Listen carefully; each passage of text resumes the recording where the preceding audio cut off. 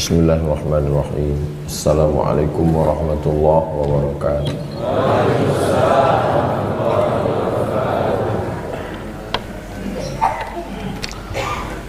Alhamdulillah, Allahumma salli ala Sayyidina Muhammad ibn Abdullah wa ala alihi wa sahbihi wa man tabi'ahu wa mawalah.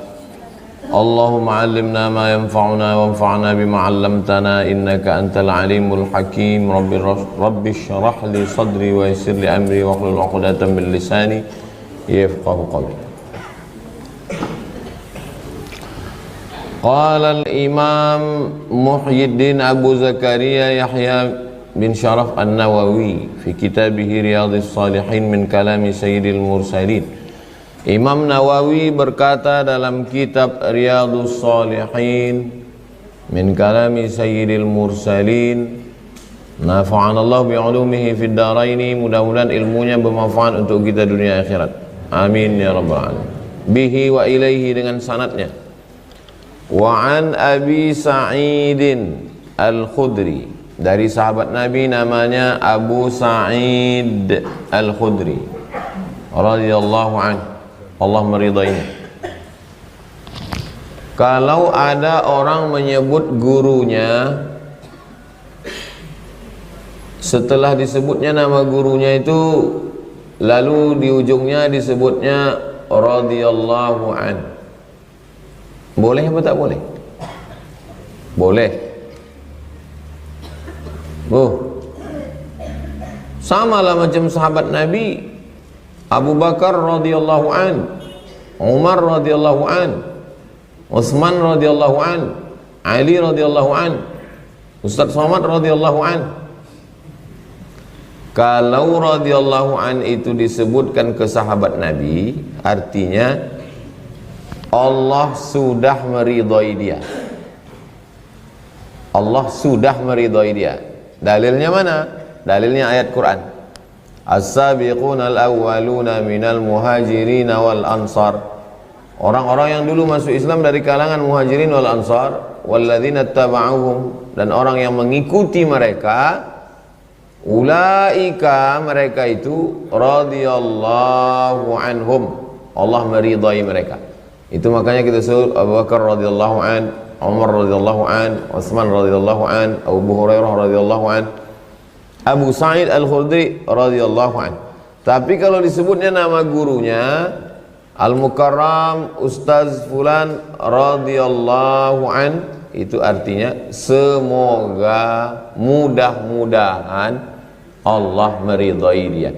Jadi tak salah kalau ada orang menyebut gurunya radhiyallahu an. Doa itu, doa semoga Allah meridhai dia. Al-Mukarram Ustaz Fulan hafizahullah, semoga Allah menjaga dia. Al-Mukarram Ustaz Fulan rahimahullah, artinya sudah meninggal. Rahimahullah, sudah meninggal, semoga Allah merahmati dia. Kalau masih hidup hafizahullah, kalau sudah meninggal rahimahullah. Soalnya saya pernah juga dipanggil. Mari kita dengarkan tausiah dari Al-Mukarram Ustaz Abdul Somad rahimahullah. Baik, tak salah maknanya, rahimahullah, semoga Allah merahmati dia. Tapi kalimat itu selalu digunakan untuk orang yang sudah meninggal. Almarhum rahimahullah, Allah yarham dia. Almarhum rahimahullah, Allah yarhamhu, Allah merahmati. Wa an Abi Sa'idin Al-Khudri, dari Abu Sa'id Al-Khudri radhiyallahu anhu, qala, dia berkata, qala Rasulullah sallallahu alaihi wasallam, Nabi Muhammad sallallahu alaihi wasallam bersabda, kaifa an'am, bagaimana aku, kaifa an'amu itu bahasa Arabnya kaifa afrahu, bagaimana aku bisa bahagia. Kaifa afrahu, bagaimana aku bisa bahagia, bagaimana aku bisa senang. Ustadz janganlah sebut aku itu kasar. Jadi saya Saya itu diambil dari sahaya, budak, hamba sahaya. Makanya kita kadang kalau bicara sama orang menyebut diri itu tidak aku, saya, atau hamba. Hamba. Orang kalau bicara kepada rajanya dia sebut hamba. Orang Melayu kalau bicara kepada raja-rajanya dia sebut hamba, karena dia menghambakan diri, dia rendah, hamba. Orang Minang tidak mesti ke raja, ambo gitu. Ambo itu artinya hamba. Sahaya jadi saya. Biasanya ha di tengah itu dibuang.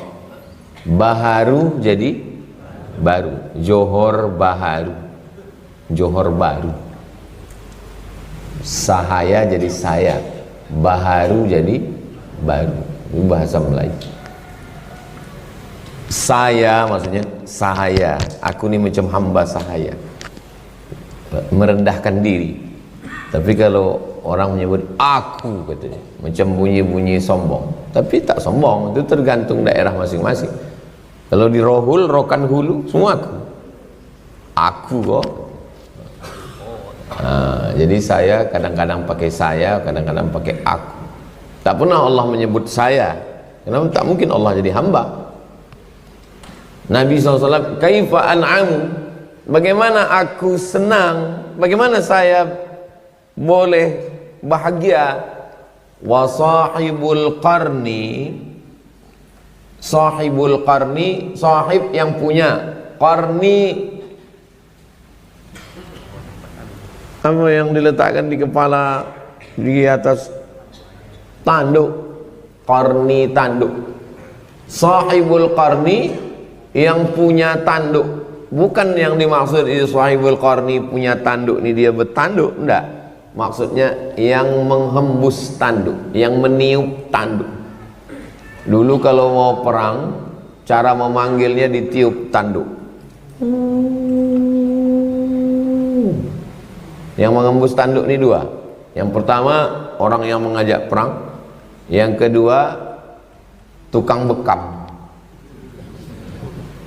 Membekam itu dulu belum ada alat, maka tanduk itu ditempel kepala, ditarik supaya naik kulit itu ke atas.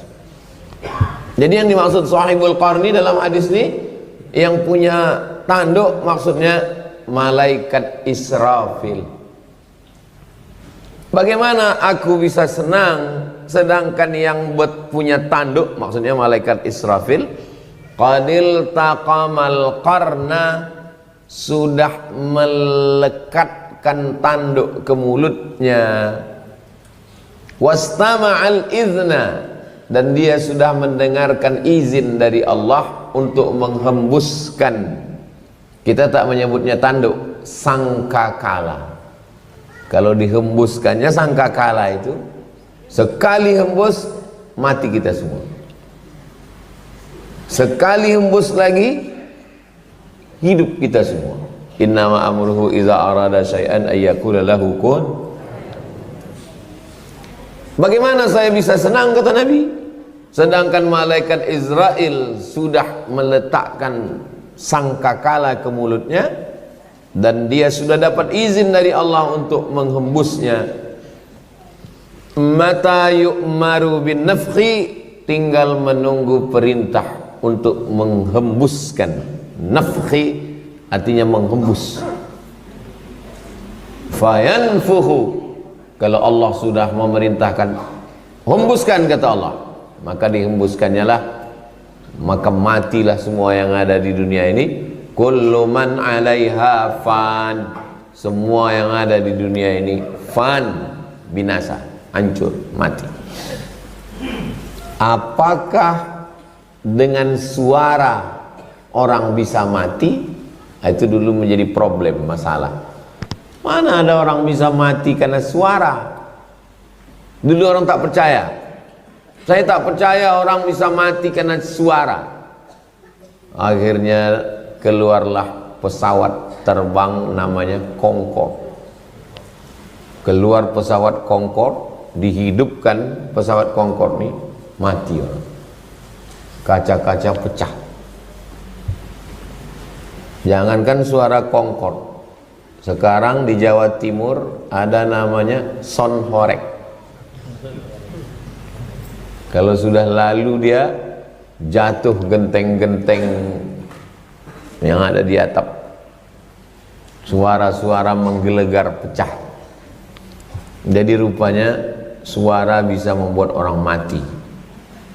Orang mati karena suara itu karena ke telinga atau ke jantung? Kalau ke telinga pecah gendang telinga, dia ke jantung. Dulu saya sangka ke telinga, rupanya ke jantung. Ustaz tahunya ke jantung untuk kapan? Waktu acara mereka pakai sonhorek tuh. Saya lalu ke depan. Ini pentas, saya dibawa berjalan lalu. Waktu lalu di depan pentas itu, bum bom, macam putus tangkai jantung. Oh, rupanya orang bisa mati. Nah, jadi orang mau menenangkan hatinya itu dengan mendengar suara yang kuat. Nama lagunya heavy metal, lagu metal, sehingga suara itu menggelegar sampai ke jantung. Akhirnya dia pun happy, saking happynya mati. Kita, kebahagiaan kita bukan karena suara, karena suara tiupan sangkakala itu mematikan kita. Kaifa an'amu, bagaimana mungkin saya bisa senang? Wa sahibul qarni, malaikat Israel, qadil taqamal qarna, sudah melekatkan sangkakala di mulutnya. Wastama'al idhna, dia sudah mendengarkan izin dari Allah. Mata yu'maru bin nafkhi, kapan, bila dia mendapatkan perintah, kalau kata Allah tiup, hembuskan, fayanfu, maka dia hembuskan, dia tiupkan, hancur. Tinggal menunggu aja. Oh, jadi kalau begini kami tak boleh bahagia? Boleh, tapi jangan terlampau bahagia sampai lupa kepada Allah. Makanya orang beriman kalau dia bahagia, dia sebut Allah. Tengok anak lahir, alhamdulillah. Tengok anak menikah, barakallahu lakum wa baraka alaikum wa jama'a bainakum wa khair. Dipuji orang, masya Allah, tabarakallah. Ada musibah, inna lillahi wa inna. Jangan lupa Allah. Boleh.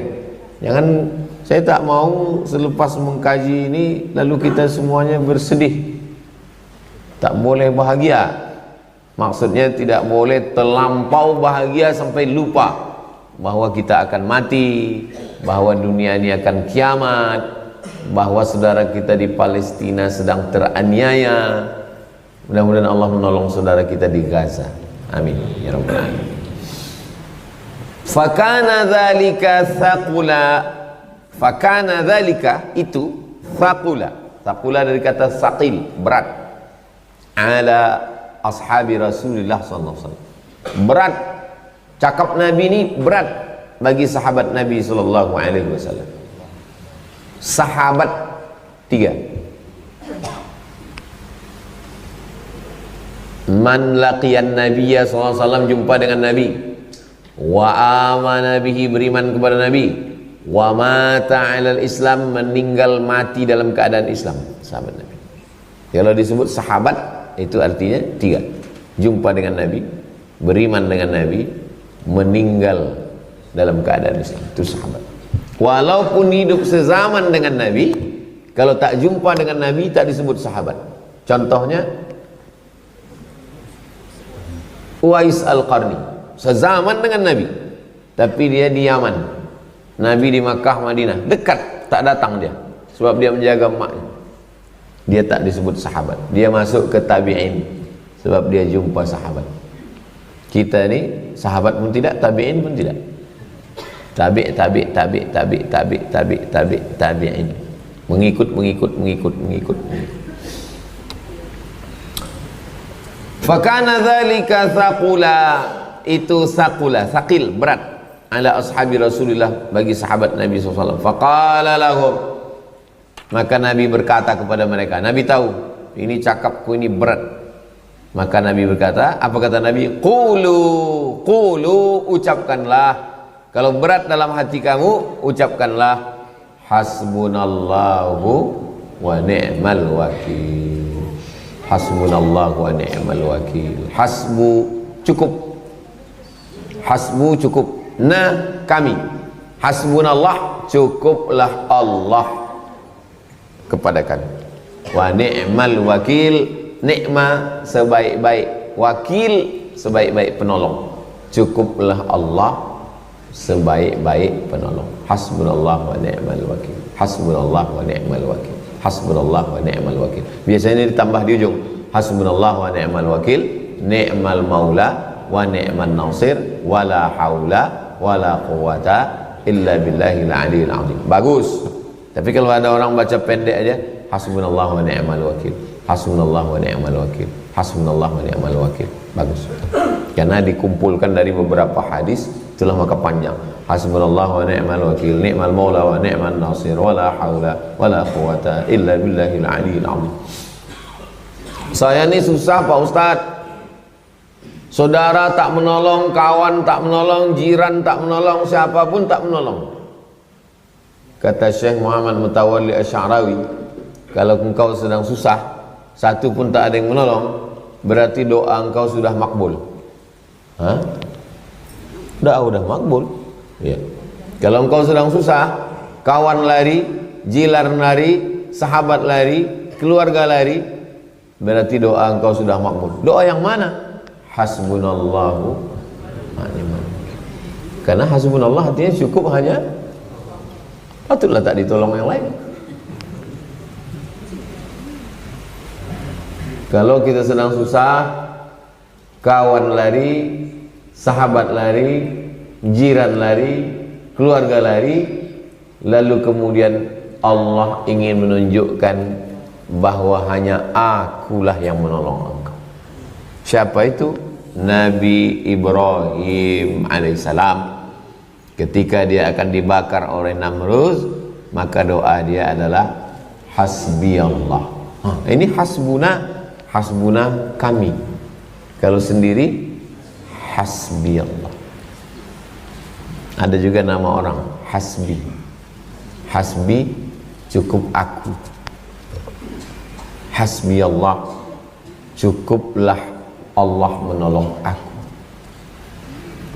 Hasbunallah wa ni'mal wakil, hasbunallah wa ni'mal wakil. Kalau kita merasa ada sesuatu yang berat dalam hidup kita, maka salah satu zikir yang diajarkan Nabi, hasbunallah wa ni'mal wakil, hasbunallah wa ni'mal wakil, hasbunallah wa ni'mal wakil, hasbunallah wa ni'mal wakil. Zikir itu gunanya untuk supaya pikiran kita ini tak kemana-mana. Berpikir tentang anak, berpikir tentang menantu, berpikir tentang cucu, berpikir tentang itu, berpikir tentang ini. Untuk menghentikan pikiran itu, zikir. Hasbunallah wa ni'mal wakil, hasbunallah wa ni'mal wakil, hasbunallah wa ni'mal wakil. Tadi kita zikir afdalul zikri fa'lam annahu la ilaha illallah, la ilaha illallah, la ilaha illallah. Saya pikir yang paling jahat di badan kita ini adalah pikiran. Memikirkan yang tak perlu dipikirkan. Makanya banyak orang sakit karena pikir. Makanya orang gila sehat, dan dia tak ada pikiran. Kita tak disuruh gila, kita hanya disuruh jangan memikirkan yang tak perlu dipikirkan. Saya kalau saya pikirkan semua ini udah lama gila saya. Kita hanya pikirkan kita dengan Allah. Kita pikirkan dalam hadis ini bahwa malaikat sudah memegang sangkakala, tinggal menunggu izin. Izin sudah dapat, tinggal menunggu perintah. Kata Allah, tiup, hembus. Hembusnya habis rata kita semua. Makanya sebelum salam tadi, Allahumma inni a'udzubika min azabi jahannam wa min azabil qabri wa min fitnatil mahya wal mamat. Fitnatil mahya, azab waktu hidup. Insya Allah kita termasuk yang diselamatkan Allah, sehingga sebelum ditiupkan sangkakala ini kita udah mati duluan. Orang beriman itu tak mengalami huru hara hari kiamat. Datang angin sejuk, meninggal dia semua. Tinggal yang hidup itu orang-orang yang belum bertaubat, orang-orang kafir, mereka lah yang merasakan. Kita semuanya mati dalam keadaan husnul khatimah. Rawahu Tirmidzi. Hadis ini disebutkan oleh Imam At-Tirmidzi. Nama dia Abu Isa Ibnu Saurah. Nama kampungnya di Termez. Ini Afghanistan, ini Uzbekistan. Antara Afghanistan dengan Uzbekistan di sempadan tuh ada satu kampung namanya Termez. Maka disebut dia dengan Imam Tirmidzi, orang Termez. Murid Imam Al-Bukhari. Kalau Bukhari, Bukhara. Jadi kalau kita naik kapal terbang dari Kuala Lumpur, dari Jakarta, turun di Tashkent. Dari Tashkent kita naik kereta api ke Bukhara. Orang Bukhara ini disebut dengan Bukhari. Bukhari artinya orang Bukhara. Tapi ada pula orang kampung kita Bukhari, namanya Pak Bukhari. Padahal orang rimba panjang. Jadi Bukhari bukan nama orang. Bukhari artinya orang Bukhara. Tirmizi artinya orang Termez. Daerah itu tinggal kasih huruf iya di ujung. Nah, itu jadi nama asal daerah. Ada namanya Syekh Abdul Somad Al-Falembani, Palembang. Ada namanya Syekh Abdul Somad Pulau Condong Al-Kalantani, Kelantan. Rawahu Tirmidzi, diriwayatkan oleh Imam At-Tirmidzi. Wa qala, kata Imam Tirmidzi, hadisun hasan. Hadis yang kita kaji subuh ini statusnya adalah hadis hasan. Hadis paling tinggi sahih, di bawah sahih hasan, di bawah hasan dhaif. Sahih dengan hasan tak ada ikhtilaf ulama, sepakat semua ulama. Sahih, hasan, layak, pantas dijadikan sebagai dalil hukum. Yang ikhtilaf tuh hadis dhaif. Hadis dhaif untuk fadail amal boleh, untuk motivasi beramal boleh. Adapun untuk dalil hukum halal haram tak bisa. Untuk tauhid tak bisa. Hadis dhaif. Contoh hadis dhaif, Allahumma barik lana fima razaqtana wa qina azabannar. Dhaif. Boleh dibaca waktu mau makan, Allahumma barik lana. Kenapa? Fadail amal, untuk beramal. Awaluhu rahmah, ini tak lama lagi bulan Ramadan. Awaluhu rahmah, awsatuhu maghfirah, akhiruhu itqum minan nar. Hadis dhaif. Boleh, tak salah. Utlubil ilma walau bisin, tuntutlah ilmu walaupun ke negeri Cina. Hadis dhaif. Boleh dipakai untuk fadail, untuk menuntut ilmu. Dulu suruh menuntut ilmu ke negeri Cina, sekarang tak perlu lagi, Cinanya udah kesini.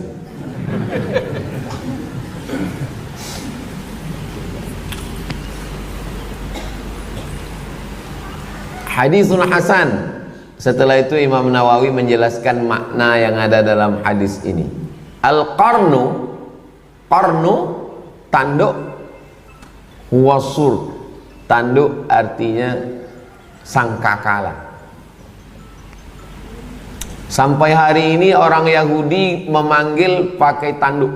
Coba tulis di Google, tulis di YouTube. Orang Yahudi memanggil. Cara orang Yahudi memanggil ibadah, tiup pakai tanduk.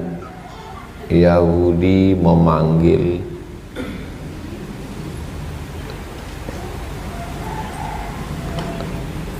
Yahudi memanggil pakai tanduk. Yahudi memanggil pakai tanduk.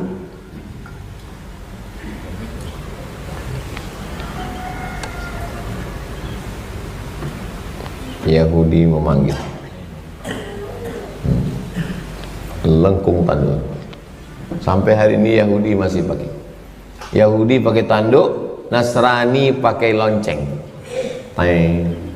Yahudi pakai tanduk. Orang Islam pakai suara. Allahu Akbar, Allahu Akbar. Tapi kalau malam tahun baru semua jadi Yahudi.